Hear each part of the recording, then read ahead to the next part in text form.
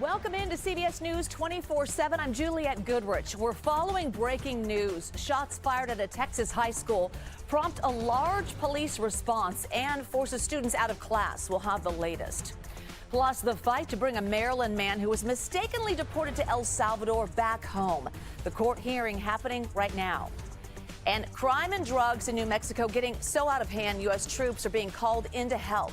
You're watching CBS News 24/7.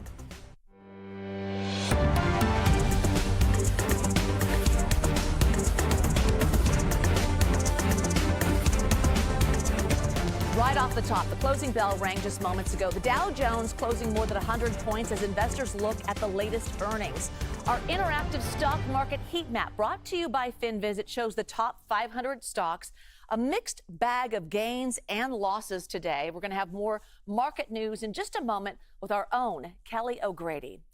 But first, a major court hearing happening as we speak. The Maryland man who was mistakenly deported to El Salvador. The Trump administration says courts can't compel the return of Kilmar Abrego Garcia to the United States because El Salvador is a sovereign government. So this comes after the Supreme Court ruled the Trump administration must facilitate his return. So here is his wife speaking just moments ago.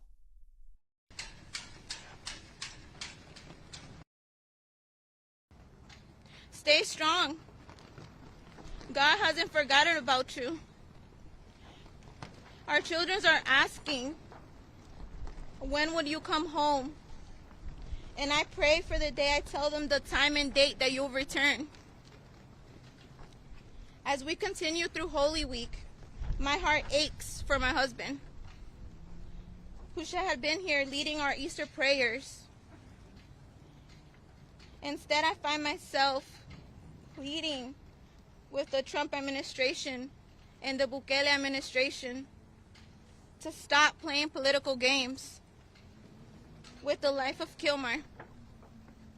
Our family is torn apart during this scary time, and our children miss their dad so much.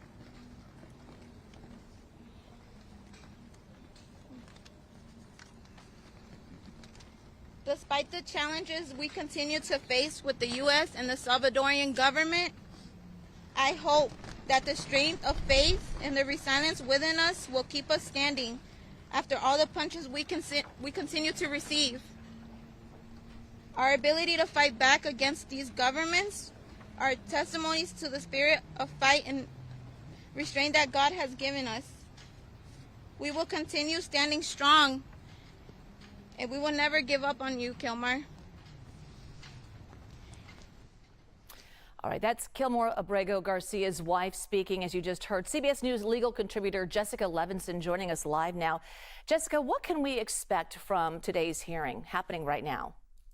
Well, the hearing is really about this question of compliance. What we have, of course, is we know that this case went all the way up to the Supreme Court. The Supreme Court, in a unanimous order, in my view, essentially supported what the district court said, which is that the federal government needs to facilitate Mr. Abrego Garcia returning to the United States. Now, the Supreme Court did say we need some clarification on what the district court said, because the district court's language was specifically facilitate and effectuate his return. The district court, in response to the Supreme Court, essentially just said, okay, we'll strike the word effectuate. But there's been a lot of wrangling since then about whether or not the U.S. government is really complying with that district court order, again, which I read the Supreme Court as largely agreeing with that order. So what we're hearing today is what the U.S. government will say in response, whether or not there's the potential that they would be held in contempt, whether or not the court will try and clarify its order if they think that if the court thinks that it needs to. At this point, again, it's really a question, I believe, of compliance.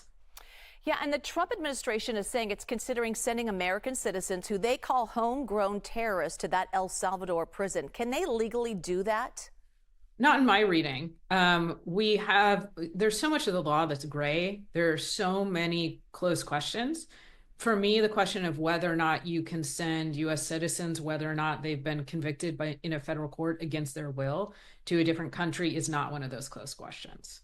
All right, so Jessica, we want to turn your attention to another case we've been following. Another pro-Palestinian activist was detained after arriving for an interview regarding his U.S. citizenship petition. So a U.S. judge in Vermont ordered that the Trump administration could not deport Mohsen Madawi or take him out of the state of Vermont. Now, our Lilia Luciano spoke with him just hours before his detention. Take a listen. I want people to know that the work and the activism that we have done was centered in the energy of love. I want people to know that my compassion extended beyond the Palestinian people. My compassion is also for the Jewish people and for the Israelis as well. The accusation that the Palestinian cause and the pro-Palestine movement at Columbia was anti-Semitic is a false accusation. Okay, so Jessica, the question I guess I'm asking you is, what is the legal argument to remove him from the country, and how are his lawyers responding? So the legal argument, again, is that the executive has the power to remove him, again, not a U.S. citizen. In part, I think the allegations will be based on the idea that there's a national security concern here. And certainly we've talked about a variety of different immigration statutes that really do provide a broad grant of authority to the executive branch. His response will be very similar to the one that we saw in the Khalil case, which is maybe there is this broad grant of authority for the executive branch, but you can't use it this way. And specifically this way means targeting me based on my speech. So he's filed a habeas petition, essentially arguing that his constitutional rights are being violated, that again, he's being targeted based on the content of his speech, based on who he is, that there are due process concerns, I understand. And so again, for people listening and following these cases, it really should sound very similar to the Khalil case, where we have the executive saying, I have this power to remove you. And then we have Mr. Khalil saying, not like this, it violates my constitutional rights. All right, Jessica Levinson, CBS News legal contributor, thank you. To the White House now, as President Trump will sign a new memo this afternoon that will stop migrants from getting Social Security benefits. So CBS News White House reporter Aaron Navarro joining us live now. So Aaron, thanks for joining us. What are the details about this memo? What we know so far, at least according to White House Press Secretary Caroline Leavitt, is this memo that President Trump will sign this afternoon is aimed at stopping undocumented migrants and other ineligible people, such as those who are past a certain age that doesn't seem plausible, from obtaining Social Security benefits. And the way that they're doing this is expanding the Social Security fraud prosecutor program to 50 U.S. attorneys' offices, also creating a Medicare fraud prosecution program in at least 15 U.S. attorney offices. One reminder, though, legal immigrants and undocumented immigrants do pay into the Social Security system. They pay Social Security taxes, and in most cases are not able to claim benefits for taxes paid within their first 5 years, at least for legal immigrants. Undocumented immigrants here in the country do not get benefits at all. But this is something that Elon Musk, Doge, and now President Trump and the White House have been hitting a steady drumbeat on as they ramp up their claims of fraud and waste within the Social Security system. Okay, so another big topic, Iran's nuclear program. So how are talks going between Iran and the United States? Well, we learned from that press briefing that President Trump had a call today with the Sultan of Oman. Oman is the one that hosted the talks between U.S. and Iranian officials this past Saturday. In that call, according to Caroline Leavitt, President Trump repeated his request for Iran to end its nuclear program through negotiations. There is another negotiation plan between Special Envoy Steve Witkoff and Iranian officials. And according to Iranian media, that meeting is going to take place again in Oman, but we'll see as it develops throughout this week. Aaron Navarro. Aaron, thanks so much. All right, let's get you to Wall Street now, where stocks wavered as investors react to tariff tensions and the latest batch of first quarter earnings reports. The Dow down more than 150 points. Let's take a look at our interactive stock market heat map. This is brought to you by FinViz, showing the top 500 stocks. And the one that we're closely watching right now is Boeing. Shares of the company slipped following a report from Bloomberg that China ordered its airlines to stop accepting deliveries of Boeing jets. So Trump seemed to confirm the report in a Truth Social post, writing in part that China, quote, reneged on the big Boeing deal, saying that they will not take possession of fully committed two aircraft. So CBS News Money Watch correspondent Kelly O'Grady joining us now. So Kelly, let's talk about that latest information we're hearing about Boeing and really how investors are reacting. Well, investors don't love it, Jules. Boeing has already been taking it on the chin, if you will, over the past year with all of their issues. The stock was down over 2% today, mainly because of that report. Now, kind of a couple things that you sort of have to think about here. I mean, this is a non-tariff weapon, essentially, that China's deploying here and targeting an American company and saying, no, we're not going to accept those if the report is true. And if this is an iconic company for America, it is the #1 U.S. exporter. And China's also a very important market for Boeing when it comes to their future growth. And so investors didn't love this, and certainly it would have been very expensive for China to buy those Boeing planes with that 125% tariff that they had slapped on U.S. goods coming into the country. But not only is this potentially bad news for Boeing, Jules, if you sort of zoom out and you think about this type of targeting of an American company being used on other potential companies. I mean, just think about some of the companies in America that really rely on China for a lot of their revenue. I'm thinking the Walt Disney Company, Nike, Starbucks, Nvidia, Tesla. And so while we haven't seen that happen yet, this was a tool that China leveraged the last time around in 2018 when we had this trade war developing, that maybe it's not retaliatory tariffs so much, but it is targeting American companies that do business in China. Yeah, big business. So while we have you, big banks are reporting their Q1 earnings. So today we heard about the CEO of Bank of America. What was he saying? So some good news. The consumer is still spending, and that has really been a big fear with all of this consumer sentiment deteriorating. Are they going to continue spending those hard-earned dollars? According to Bank of America and what they are seeing, the answer is yes. Now, we have heard from a number of big banks that consumers might have been getting ahead of these tariff deadlines and sort of front-loading some of their purchases. But just a couple of other things from Brian Moynihan, the CEO. He said, potentially, we could be facing a changing economy. That is a direct quote. But their analysts are not predicting a recession right now within the next 12 months. So that was certainly welcome news for investors, businesses, and consumers alike to hear today, Jules. Yeah, I would say so. All right, Kelly O'Grady. Kelly, thank you so much. Breaking news out of Texas. Students evacuated after reports of a shooting at a high school. That's next. You're watching CBS News 24/7.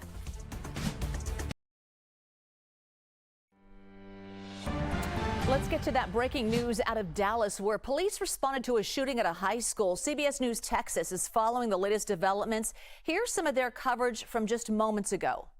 To explain exactly what's happened here, a shooter made his way, somehow got a gun onto the campus of Wilmer Hutchins High School, almost exactly a year to the day that the same thing happened last year. We've got 2 people shot, to the best of our understanding. Another 2 people were transported to the hospital for unknown reasons, but no one at this point that we know of is in critical condition. The shooter, as we know, has still not been captured. I do believe they know the identity of who it is they're looking for, but as of yet has not been captured. The school, Wilmer Hutchins, is secure, and students are being reunified with their families. About 900 students were in class today. But as Karen mentioned, the reunification already taking place.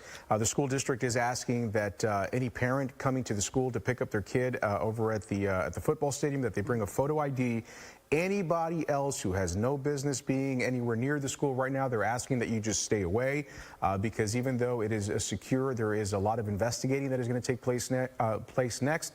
And there is still a very, very large police presence down there. So still a lot of work that needs to be done there. So we are going to keep our chop. All right. That was coverage from CBS News Texas of a shooting at a high school in Dallas. We will continue to monitor this story. All right, to New Mexico now. The National Guard normally is called in to help after natural disasters, but now they're helping out with a crime emergency. CBS News' Jason Allen explains. This is the section of the city, the east side of Albuquerque. It's Central Avenue area where the National Guard members are expected to deploy when they get here within a couple of weeks. They're still in training now. So the governor herself has talked about what she has seen in this area: open air drug use, open air drug dealing, prostitution. The police chief, in asking for help here in this area, specifically pointed out the difficulty battling fentanyl use and also the difficulty battling juvenile crime, while still saying he has been optimistic about the job that his officers have done the past couple of years in combating crime. So where could National Guard members help? Well, the idea is to have them respond in this area and others and take over some of those jobs that are taking the time of police officers. Think securing a crime scene. Maybe it's directing traffic after an accident. Maybe it's delivering first aid or medical help here to someone who needs it. And then in that way, letting other officers be free to go to address other incidents that may come up in the city. Now, there have been questions, including from the Police Officers Association, of how much help that will actually be. The Guard members won't be in fatigues. They won't be driving military vehicles, and they won't be armed, and they won't have police powers. The Police Association sees the need for just additional officers to really help with the crime load that this city has had. But when we talk to business owners here in the area, they say that they welcome any help at all right now. They say it's something the city needs and has needed for a long time. Back to you. In Massachusetts, a jury has been seated in the high-profile murder retrial of Karen Reed. The jury of 9 men and 9 women clears the way for opening statements to begin in 1 week. Prosecutors say Reed hit her boyfriend, Boston police officer John O'Keefe, with her car and left him to die in the snow outside a home in Canton back in January of 2022. Reed accuses law enforcement of trying to frame her. She has pleaded not guilty. Her first trial ended with a mistrial due to a hung jury. And jumping the map to Florida now, where the man accused of trying to assassinate then-candidate Donald Trump back in September was in court today. Prosecutors say a Secret Service agent spotted Ryan Ruth holding a rifle and fired on him while Trump golfed at his West Palm Beach club. Today's hearing focused on that rifle. Ruth's lawyers asking the judge for access to the gun. They want their own experts to testify on whether it would have worked if fired at the president. Also staying in Florida, Cuban-American actor William Levy has been arrested. The 44-year-old was booked in Broward County for charges of disorderly intoxication in public and trespassing. He's known for his roles in Spanish telenovelas. On to New York. Jury selection begins in Harvey Weinstein's new trial on rape and sexual assault charges. Last year, an appeals court overturned the former movie mogul's 2020 conviction of 2 felony sex crimes after the judge determined Weinstein did not get a fair trial. This retrial will include new charges from a 3rd accuser. The 73-year-old has been in jail at New York City's Rikers Island. Weinstein has pleaded not guilty. All right, jumping the map now to Pennsylvania. We're learning more about the man accused of setting fire to the home of Governor Josh Shapiro. 38-year-old Cody Balmer faces charges including attempted homicide, terrorism, and arson. The suspect's mother tells CBS News he is mentally ill and was off his medication. CBS News correspondent Chanel Call reports from outside the governor's mansion. Last night, for the first time, we heard from 38-year-old Cody Balmer. This is the person who police believe jumped over this fence behind me, broke into the governor's mansion, and started a fire at around 2 o'clock on Sunday morning. Last night, he appeared in court. As he was walking in, his hands were cuffed, and he was escorted in by police. He was also seen sort of sticking his tongue out to reporters as he walked into court. When he got inside, the judge asked a series of questions. He said to the judge yesterday that he'd been living in Harrisburg, Pennsylvania with his parents for approximately the last year. He also said he was working as a welder, but is now unemployed. He also said, notably, that he does not suffer from any mental health issues. He said that was, quote, a rumor. That's notable because you remember in the wake of the attack, CBS News spoke to Cody Balmer's mother, and she had told our network that she did believe that her son was struggling with some mental health issues. She told us that he had been off his meds recently and that she had tried to get him help several times. She said, in fact, she tried to phone police about 4 times to no avail. Yesterday, ultimately, the judge decided not to grant Cody Bomber any bail. She said this was a decision she made in the interest of community safety. He was there, seemed sort of stone-faced as she read aloud his long list of charges against him. And he did not enter a plea yesterday, so he will now be sent back to a correctional facility until he waits for his next day in court. That will happen on April 23rd. Meantime, here outside the governor's mansion, you can see the kind of work that is currently underway. There are fire, water, and restoration crews on scene here. And you can see also there are these big steel boxes in front of the governor's mansion. What's happening here is crews are inside the house. They're bringing some of the rubble from the fire and dumping them into those boxes. This is part of the ongoing cleanup work that we'll see play out over the next several days and weeks. After that is over, then crews can come in and try to rebuild parts of the home that were destroyed. You remember those images we've been showing you the last 2 days. Some of the damage here is quite extensive, so this will be a long project ahead. Simultaneously, we're also waiting for some more answers in terms of what happened and how this happened so quickly. Police have said that the suspect had jumped over the fence, got into the home, and managed to set a fire in just a matter of minutes. So certainly some questions this hour about whether there were any security lapses that allowed this event to occur. We are waiting for those answers here in Harrisburg, Pennsylvania. Back to you.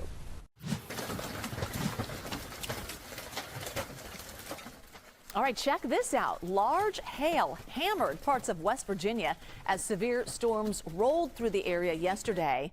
And let's give you a live look. Chicago now, a cold and chilly Tuesday, but we are tracking some rain on the way. So we are here with Zoe Mintz in studio, meteorologist, to fill us in on what's happening. You're saying more is on the way. Yeah, more rain on the way and the potential for severe weather, especially later this week. Later this week, all eyes are probably going to be on the central part of the United States. And the reason is because they're being fueled by these well above average temperatures that are currently in place across the central United States. Highs today are really lovely, from places like Albuquerque, New Mexico in the mid-80s all the way up to the northern parts of the United States, with the Dakotas seeing 75 degrees, potentially Billings, Montana, 79-degree high temperature today. But like we talked about Chicago, they're definitely feeling more of that chill as a storm system is currently making its way across the northeastern United States. It's not going to be impacting us much longer than the later parts of this afternoon and evening, so don't expect it to stick around, but we are going to be seeing a little bit of snow actually making its way in on the back end of this system. The potential for severe weather really only lays across the far northeast, where there's that level 1 out of 5 risk for marginal severe weather, likely just maybe 1 or 2 stronger thunderstorms. There's also going to be more potential for stronger thunderstorms to develop as that storm system departs. Again, cooler air settling in early tomorrow morning across the northeast, but across the central United States, you'll be noticing more storms beginning to develop by tomorrow afternoon and evening, bringing them again that level 1 out of 5 for severe weather. But there's that much better potential of severe weather later this week. So let's take a look at that, because again, that's what all eyes are going to be on Thursday and into Friday as that storm system continues to strengthen and develop, bringing the potential for large hail damaging winds and maybe even an isolated tornado for places like Iowa over to Kansas and Nebraska, maybe even the northernmost parts of Missouri. That storm system then making its way across the central United States and bringing widespread rainfall from Texas all the way up across the Ohio River Valley. Again, this is going to be later this work week and into this upcoming weekend. Make your plans accordingly, I'm telling you right now, so hopefully you can all prepare. Back to you. All right, Zoe, thank you. To Texas now, where health officials are releasing new numbers of reported measles cases today. 561 cases have been confirmed, and that's up 20 cases from Friday.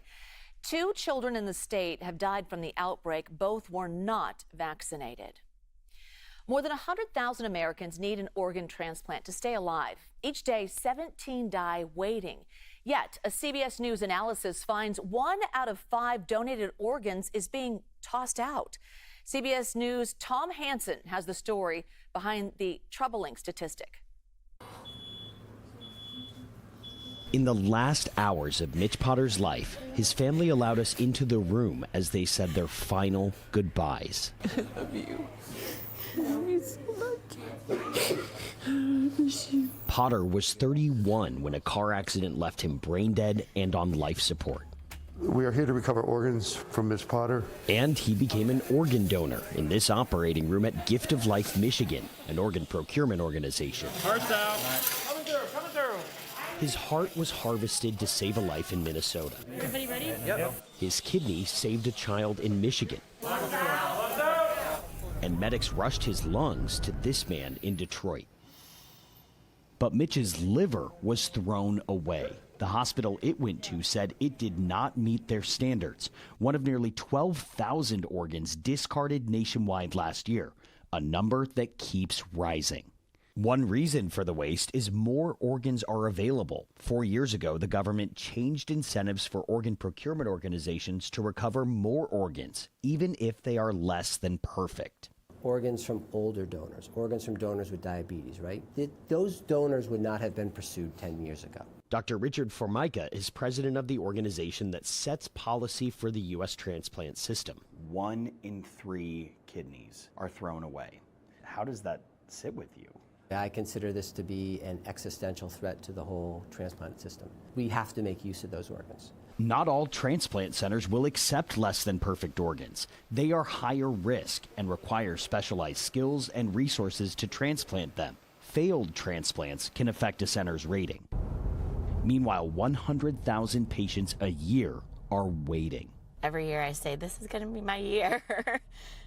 And then it doesn't come. Just 30 miles from Gift of Life, Michigan, Melanie Knoll is a diabetic whose kidneys failed. She spent the last 3 years on dialysis. If a kidney has the potential to be viable, I would much rather explore that than to continue to just live a life on dialysis. So you would take a less than perfect kidney if it extended your life, got you off dialysis? Yeah, definitely. She has no choice except to wait. But at Hackensack University Medical Center in New Jersey, patients have another option. Dr. Michael Goldstein is director of transplantation. We consider ourselves very aggressive. We don't want to screen out potential organs that could save someone. So Hackensack takes less than perfect organs. It accepts 3 times more kidneys than other transplant centers, and still its patient survival rate is higher than the national average, giving more donor families the chance to see their loved ones live on through organ donation. Families like Mitch Potter's. How do you feel that the last thing he'll do is help more people? Very proud. He's living on in other people, making other people happy and being able to continue their lives, 4 people are alive today thanks to Mitch Potter. The key now, fixing the system that kept that number from being 5. For Eye on America, Tom Hansen, Ann Arbor, Michigan. For more information, visit cbsnews.com/organ donors. The White House threatens to freeze billions of dollars to Harvard. The showdown between the elite school and President Trump next. You're watching CBS News 24/7.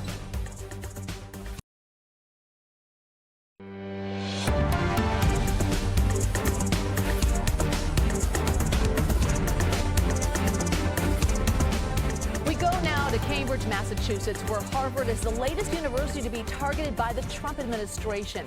It is freezing $2.2 billion in grants and $60 million in contracts after the university said it wouldn't make sweeping changes to admission policies, leadership, and student activities.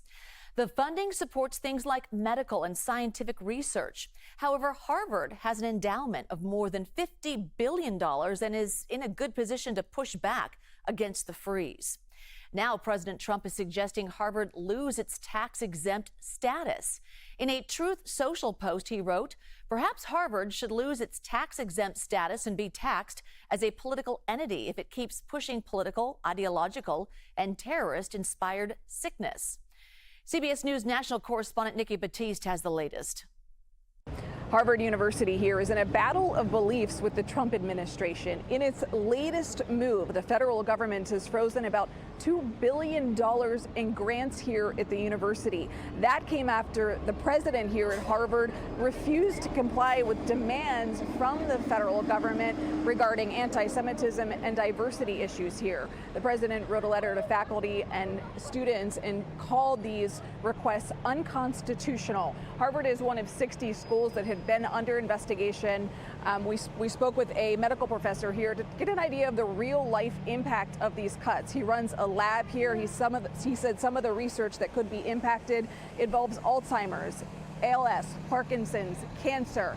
And at another school we visited just yesterday, Johns Hopkins, an oncologist there said cuts at that school could mean ending clinical trials that save people's lives. That's some idea of what the impact could be on Americans. Back to you. It is day 2 of Meta's courtroom face-off with the Federal Trade Commission. Meta CEO Mark Zuckerberg takes the stand in a D.C. courtroom to defend his company against accusations it illegally monopolized the social media market when it brought Instagram and WhatsApp. So the FTC argues Meta used what it called a buy or bury strategy to eliminate the competition. It wants to force Meta to break off Instagram and WhatsApp. Today in court, the FTC argued Zuckerberg bought Instagram because he saw it as a threat to Facebook. On the stand, Zuckerberg pushed back, claiming he acquired Instagram because he wanted to make the app better. Meta also argues Instagram, Facebook, and WhatsApp do face competition, pointing to apps like TikTok, YouTube, and X. So the fast-moving trade war between the U.S. and China has many of us feeling tariff whiplash. So let's break it down right now, starting from President Trump's so-called Liberation Day on April 2nd. That is when Trump imposed reciprocal tariffs on virtually all U.S. trade partners, raising tariffs on China to 34%. On April 4th, China announced a reciprocal 34% tariff on the U.S. On April 9th, Trump hit China with an additional 84% tariff, raising the total to 104%. China hit back with a retaliatory 84% tariff on the U.S. Then Trump raised tariffs on China to 145%. That brings us to April 11th. China boosted tariffs on the U.S. to 125%. And that brings us to today. We're tracking the stare down as tensions escalate. We want to get to some breaking news now out of Connecticut, where the man who says he was held captive by his stepmother for 20 years just released his first statement. Firefighters rescued the man from a home in Waterbury, Connecticut last month. The 32-year-old says he set the home on fire in a desperate attempt to win his freedom. Doctors told police he was extremely malnourished, weighing just 69 pounds. Here's his statement. It reads in part, "I am a survivor of more than 20 years of captivity and domestic abuse. I was held prisoner in my home from the time I was taken out of the 4th grade at age 11 until 2 months ago at age 31, when I purposely set the fire that helped set me free." He also says he's choosing a new name for himself to reclaim his life. Republican Marjorie Taylor Greene and Senator Bernie Sanders hold dueling events across the United States. Alexandria Ocasio-Cortez just took the stage ahead of Bernie. We'll take you there live next. We have to be real about what is happening, and that what we are hearing and seeing with our own eyes is, in fact, happening. We are watching as our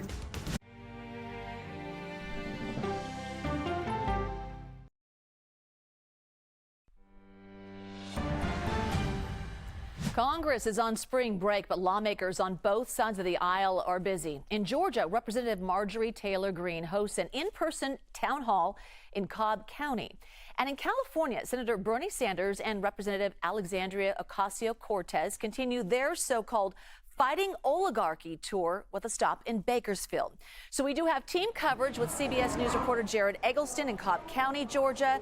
But we first want to go to CBS News political reporter Nydia Cavazos live outside the Fighting Oligarchy rally.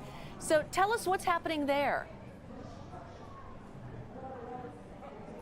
Representative Alexandria Ocasio-Cortez and Senator Bernie Sanders are here in Bakersfield, California, to deliver the message that they've been carrying all across Western states in the last few weeks. And it's a simple message. It's fight back against what they're calling an oligarchy that's going on in Washington, D.C. Of course, this is reference to President Trump, his actions that he's taken since taking office in January, and also to push back against Elon Musk and his involvement in the White House. Now, Sanders and AOC have been making stops across swing districts or regions that are currently being represented by Republicans in Congress, such as is the case with Bakersfield.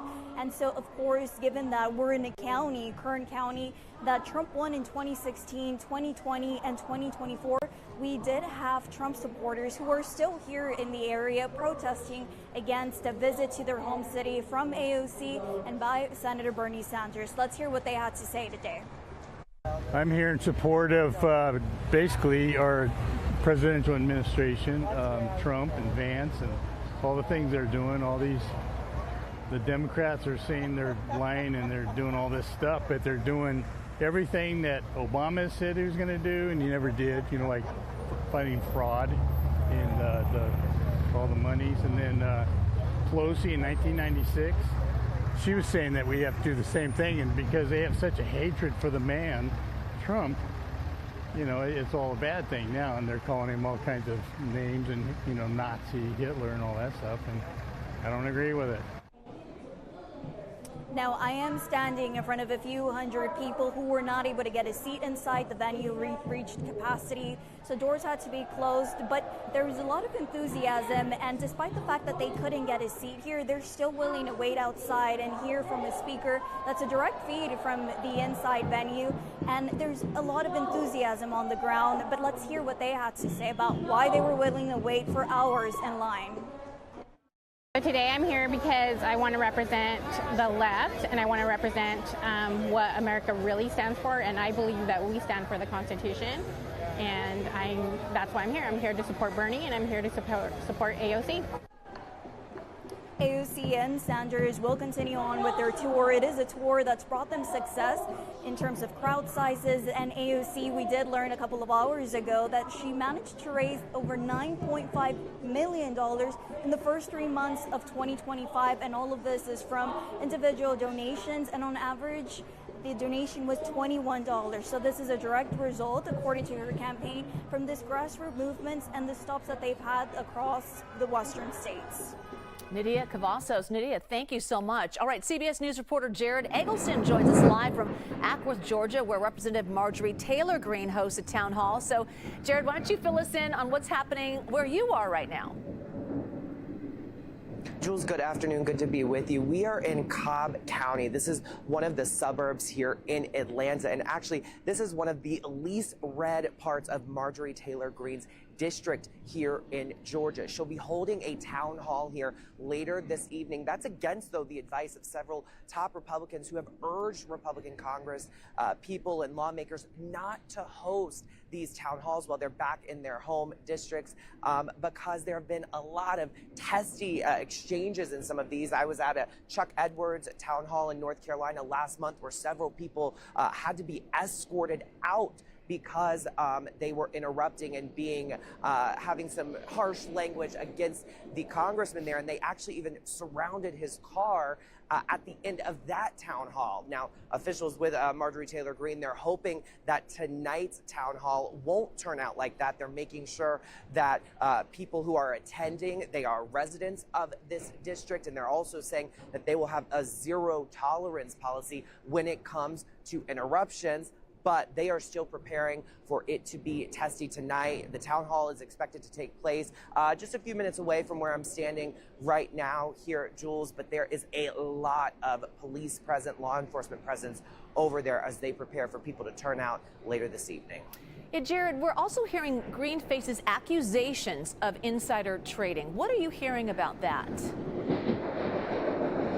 Yeah, a lot of people raising eyebrows. Representative Greene, she disclosed that she bought hundreds of thousands of dollars during that stock whiplash that we were all experiencing last week. That raised the eyebrow of many people because she made these large purchases, hundreds of thousands of dollars, just days, hours before the president announced that 90-day pause on those tariffs. So a lot of people questioning, did she know that this was coming and then make those purchases? She has responded to those allegations, saying that she has a third party handle that, but it's certainly renewing the conversation about what our lawmakers are allowed to do in terms of buying stocks. And many Democrats in Congress are saying that they want to look into this or bring this back up to the forefront, Jules, about making sure that they're not kind of using information that they're getting from their legislative job in order to help their stock portfolios as well.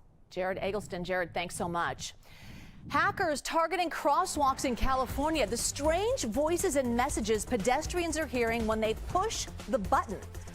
That's next. You're watching CBS News 24/7.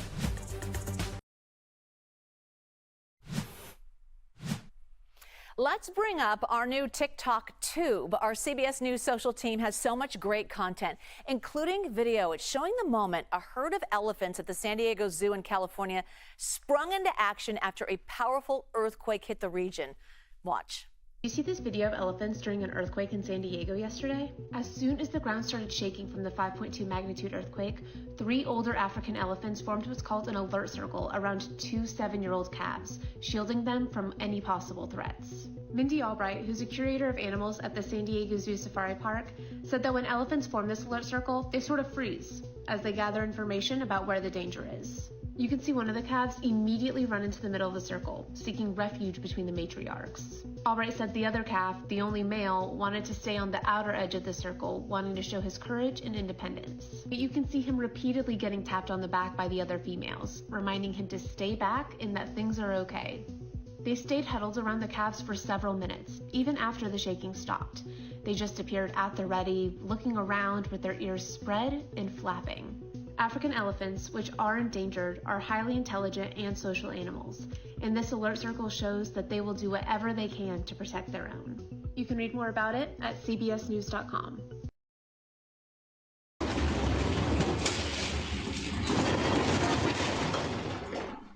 All right, that's home camera footage showing dogs panicking when the 5.2 magnitude quake struck yesterday. At least 7 aftershocks were immediately reported after the quake. Thankfully, no injuries or major damage has been reported.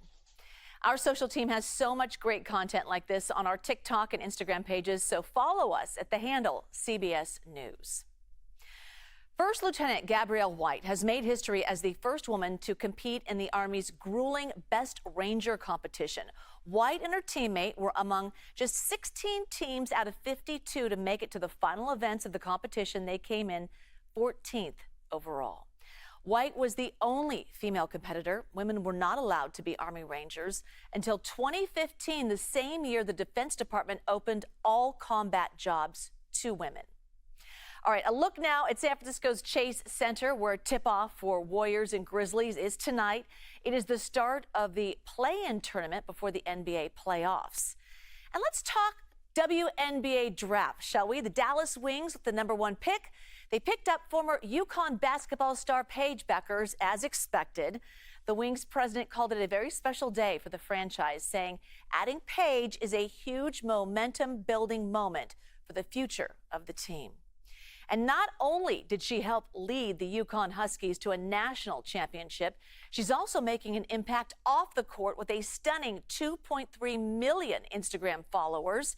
She slightly edges out the amount of followers Dallas Cowboys quarterback Dak Prescott has. All right, crosswalk buttons in Palo Alto, California appeared to have been hacked by audio imitating tech CEOs. Someone actually captured footage of one crosswalk button playing audio that sounded like Meta CEO Mark Zuckerberg. Let's take a listen. Wait. Hi, this is Mark Zuckerberg, but real ones call me the Zuck. You know, it's normal to feel uncomfortable or even violated as we forcefully insert AI into every facet of your conscious experience. And I just want to assure you, you don't need to worry because there's absolutely nothing you can do to stop it. Okay, there were also reports of hacked audio imitating Elon Musk, but the 12 intersections impacted by the hacks have since been disabled. America Decides with Major Garrett is next. The president of the National Black Farmers Association will join to talk tariffs and also the impact on U.S. farmers. You are watching CBS News 24/7.